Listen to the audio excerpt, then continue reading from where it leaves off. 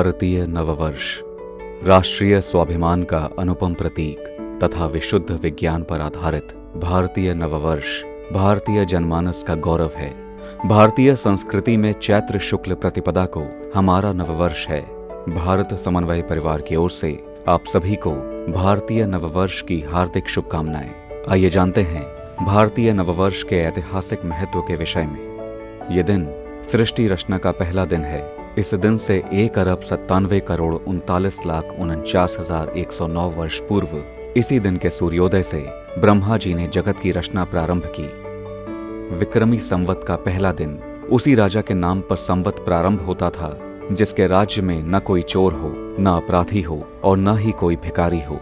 साथ ही राजा चक्रवर्ती सम्राट भी हो। सम्राट विक्रमादित्य ने इसी दिन राज्य स्थापित किया था।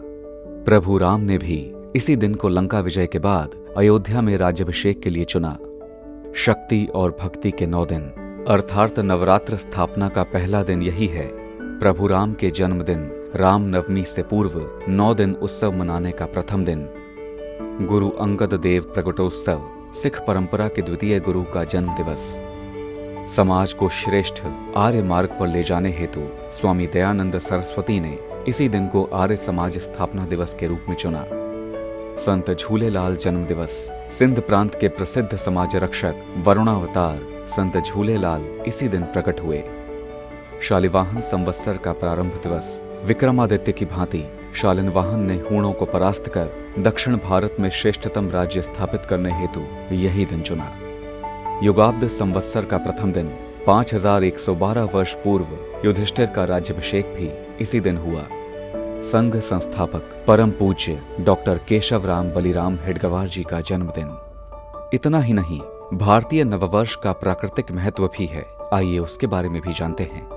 वसंत ऋतु का आरंभ वर्ष प्रतिपदा से ही होता है, जो उल्लास, उमंग, खुशी तथा चारों तरफ पुष्पों की सुगंधी से भरी होती है। फसल पकने का प्रारंभ यानी किसान की मेहनत का फल मिलने का भी यही समय होता है।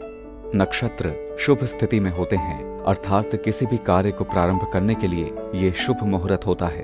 एक बार फिर भारत समन्वय परिवार की ओर से भारतीय संस्कृति एवं वृहद इतिहास के गौरव और सम्मान के अतुलनीय प्रतीक भारतीय नववर्ष की आप सभी को अनेकानेक शुभकामनाएं।